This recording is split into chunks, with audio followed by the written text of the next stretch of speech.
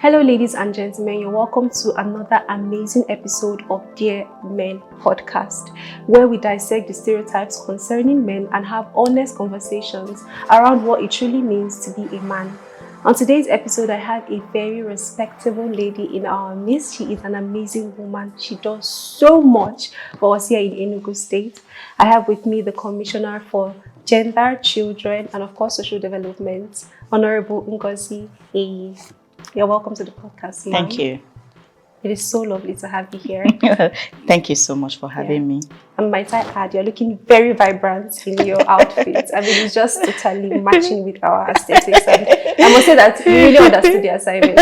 So thank you so much for bringing out time to be here. You're welcome. Yeah, so going straight into the conversation, we all know what we're trying to really highlight on this podcast. We're really trying to delve into the issues that affect men generally, because we feel like we have so much conversations on women. Today's theme, we're going to be concentrating a lot on the mental health of young men.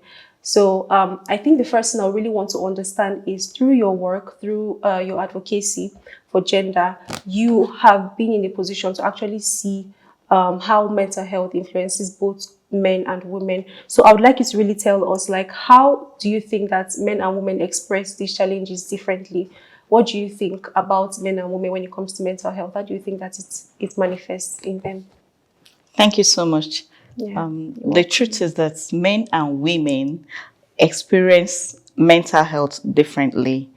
There are some factors that influences that. You talk about the biological factor. We are all structured differently. Yes. We have the women, their hormones and different metabolism. And then you talk about the psychological factor, the way we are wired.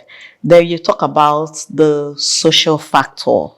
You know, in this part of our world, Africans, we don't talk much on mental health. Yes, we don't. It's not an issue that you hear on a daily basis. And the reason is because of our social factor. And when it comes to men and women, it is being believed that as a man, you should be strong. Yes. As a man, misconception too. you shouldn't be seen tearing up. You know, as a man, for you to make it in life, you have to show up this brave face and a brave heart. But women are allowed to get emotional. Women are allowed to cry. Women are allowed to complain. And you find out that in most homes, when a little boy of 4 years falls down, instead of you, the mom or the parents, to acknowledge the pain, you say, shut up, you're a boy. Boys don't cry. And you're shutting the boy up. The boy growing up is bottling up a whole lot of emotions. And tomorrow, it will affect the future of that child, both in relationships and in other areas of life. And you will find that that boy will have this a kind of dismissive, avoidant behavior, where he feels he can't open up about his emotions. And in relationships and in marriages, when you as the other partner wants to give this love, you see the male withdrawing because he's not used to acknowledging this, and he doesn't feel free to be vulnerable to you. He feels he's the man, he shouldn't be vulnerable. And you know, love makes you vulnerable. So whenever they find themselves in an environment where they feel is going to affect their vulnerability, you see them, they will withdraw from you. The way male and female react to mental health is completely different. And I believe that these three factors are the major issues we have. Very true, very true. I completely agree with you, because over time now we've noticed that the men that we have these days, when you look back to their childhood, everything actually started with when they were growing up. So I feel like stifling them up like that will now begin to play out when they grow older, which is brings me to my second question, because I know that a lot of these suppressed emotions usually manifest in form of anger. But I also know that you're in a position to have seen different stories, heard different stories, seen different ways that these things can manifest. Can you like share one or two instances for one of those really terrible ways that these suppressed emotions can manifest? It's even in the work environment, in family, among men. Okay, let's bring up the story of one Mrs. Echige, which everyone knows about, that the husband cut off her wrist. And when you look at when you look at the cause or the reason why the man did that, is not something that warrants such action, but just like you said, bottled up trauma, anger. And when boys, I believe that for every child or every adult who is quick to anger or who doesn't have any empathy in that adult, go and check the growing up of that child. That child have bottled up a lot of emotions in him, and most times they have this mindset that the society has failed them. Let us look at the story of the woman, Mrs. Echige. When the husband cut off the wrist, it was anger. He did that in anger. And by the time he realized what he has done, it was as if the whole anger left him and he began to run. So you now ask yourself, what could lead somebody to do such drastic action against a supposed loved one, against a partner, against a woman that had already had children for you? I'm sure if you check the background of that man, you will see that while he was growing up, he was not allowed to express himself. He doesn't know what it means to communicate when he's angry. Exactly. He doesn't know what it means to communicate. He doesn't know what it means to sit the partner down and express himself and have a conversation or whatever that is happening. So the best way for him to react was what he did at that moment. True. Very true. I completely agree. So it's very traumatic and very challenging because every day, like you said, we get this series of reports, cases of abuses going on. When you trace back, someone will tell you, I just slapped her. Is it not only slap? And the issue is that we women also encourages, as a mother, also encourages these things. Yeah, we're even coming to that. Yes, some will tell you, after all, I've gone through things that are more hurtful than I did to her. Why is she complaining? You see that when he was inflicting that anger or that pain, to him is not much of a big deal because he had already endured what is more than that. So he believed he endured more. He's a man. So you should take lesser of what he has endured as a woman, and you shouldn't complain. Because he doesn't have that privilege to complain. So you too, you should not complain. Yeah. I completely agree with you because, I mean, it's becoming a very, very serious challenge. But one thing I've also noticed is that, just like we have pointed out now, women express these things more freely. So I think that if we can, go to the roots and talk about why it's so easy for women to do this, maybe the men can pick a few things and adopt it as well. So can you just like look at the life of a woman? What do you think are those factors that influences her ability to be able to express herself? Will you say it's just family and society? What are those things that men can, look at women and adopt from to be able to manage life differently? I think we should go down to our family. From the family, we can now move into the society. It's proper for a boy child to fall down and a girl child to fall down. They are both feeling the same pain. So as you are pampering the girl child, acknowledging her pain, you should also acknowledge the pain of the boy child. Is it because they raise men to be leaders? That's the reason why we train our boys like that. Because I feel like as a leader, there should be some sort of balance between your authority and empathy.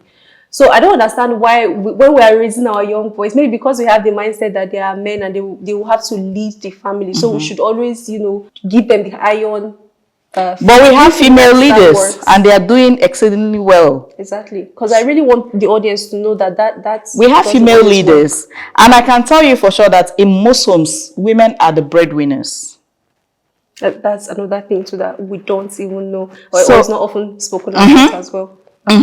So I think is the narrative that is being sold to the child while growing up.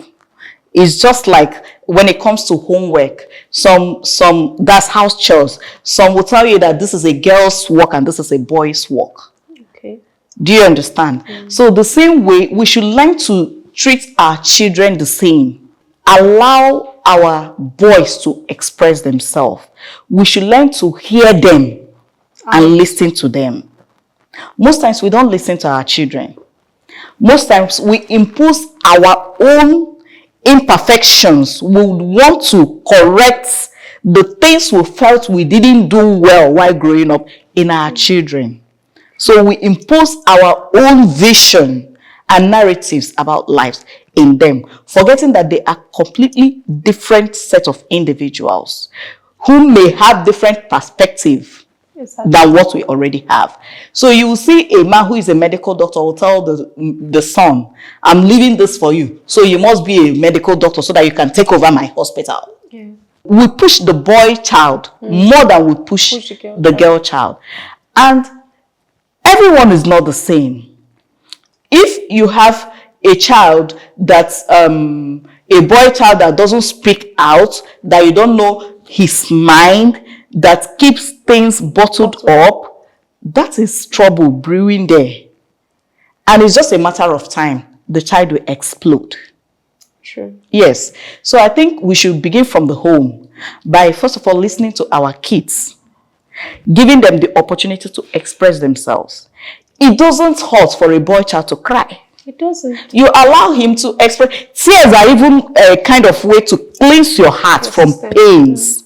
You understand? Most times you realize that when you're deeply hurt, after tearing up, you feel a bit relieved because those tears have cleansed your heart. So why don't we give the boy child the privilege of expressing that relief? Exactly. You will see a man whose father or mother or wife died, and people will say, "Na don't cry, you're a man. He's human. He's hurting. We all have tear glands. He's hurting. Don't cry like a woman." That's not fair.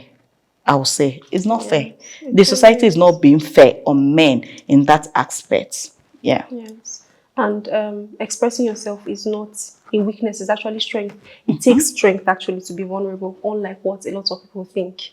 So I think now we've really spoken at length about the contribution of family towards this particular problem. And as for rounding off now, I think we should just also add the societal implications of this, because I know that somewhere along the line to society, because when you grow up from and leave your family, you then enter society, and then there are some things you can be seeing in the workplace, and you're dealing with people, even in among policymakers as well. So there are some of these things that can contribute to men deciding to be so rigid when it comes to themselves. So I'd like you to just speak about that a bit and how we can do better as a society. Society should stop being judgmental. Men also feel the pains. They're also human. They have hearts. So they have emotions too. And when it comes to policy, I would say that we don't talk about mental health enough. But I thank God for the kind of governor we have in Enugu State. You know, for the very first time, my ministry now have a department of clinical psychology. Really? Yes. An applaud for that. So something is really changing. He saw the need for us to have a safe space for both gender to come and share whatever it is that is troubling them without fear of it going outside there, right? And you know, most times problem shared is half solved. So he saw that need and he approved it. And we are still work in progress. We are going to look into inculcating this mental health awareness in our primary schools, in our secondary schools, so that we'll take it from there into the society. Yes. But I want to plead with the society to stop being judgmental. Do not judge a man. A man is not weak because he shedded some tears. When they are dealing with anxiety or depression, men, they get depressed too. True. When they are dealing with that, that is why you see a lot of our young men, doing substances. Just to cope. Yes, just to cope.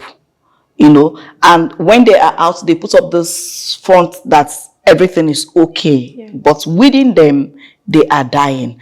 And this substance abuse is killing them more than any other thing. And it's because of this narrative of you're a man, you have to make it, you have to be strong, you have to be bold, that most of our young men are tilting towards Yahoo Plus, rituals, because that is the narrative the society has sold to them. So it is high time we stop being judgmental. It is high time we embrace our men, especially our young boys. It is high time we let them know that it is okay, it is normal for them to, tear up, to be vulnerable. It is normal. And like you said, that you're vulnerable does not make you weak. Yeah. That you have the capacity and you're able to say your mind does not make you weak. Rather, it makes you strong. Yeah, because it's not easy. It's not yes. Easy, rather, it makes you strong. It takes strength to acknowledge your weakness. True.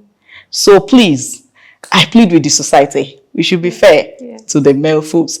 Their tears is a way of them to relieve whatever trauma, and it is healthy for their mental health.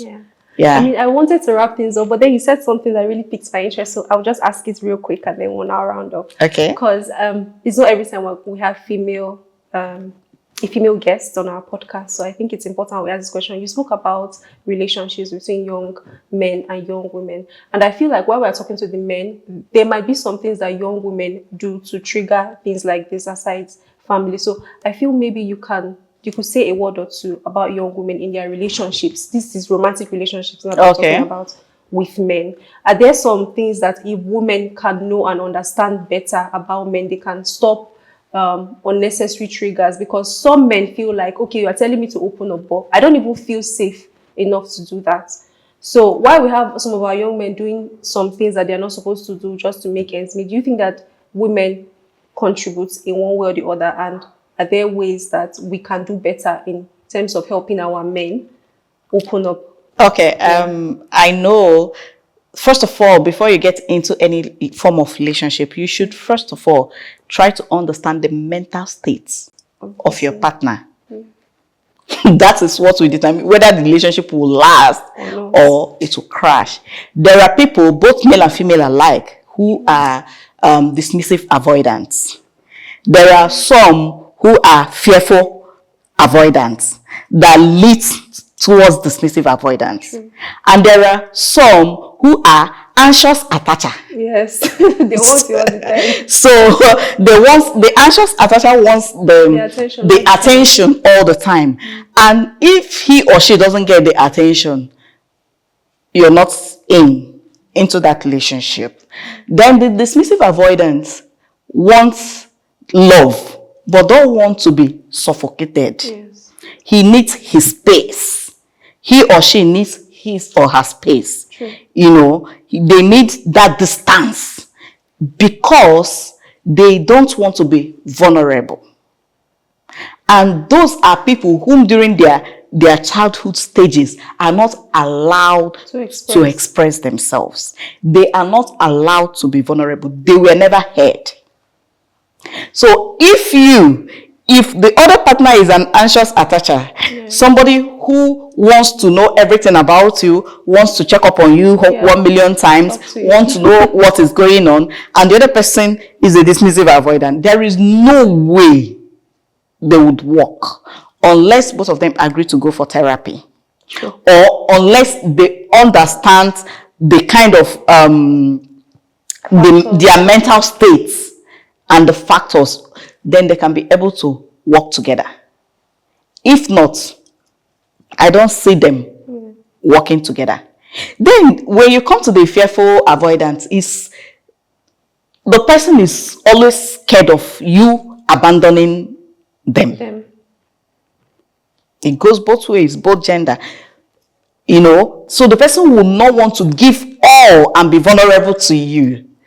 Because the person believes that once I'm vulnerable to you, you may abandon me, or you may say that I'm not worthy of your love. I have my own lapses. You may capitalize on those lapses and you will leave me.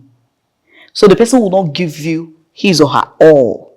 And when the person doesn't give you his or her all, you, the other partner, will begin to feel like you are the only person pushing this relationship, putting up the effort. And you know, it takes two to tango. So before you know it, the relationship will break. So the first thing first, you have to understand the mental state of your partner, so you can know how to approach and the work that you need. And both of you have to sit down and have discussions. Define what you want. There should be a discussion. There should be boundaries. You should be able to tell me your do's and don'ts. I should be able to tell you my do's and don'ts.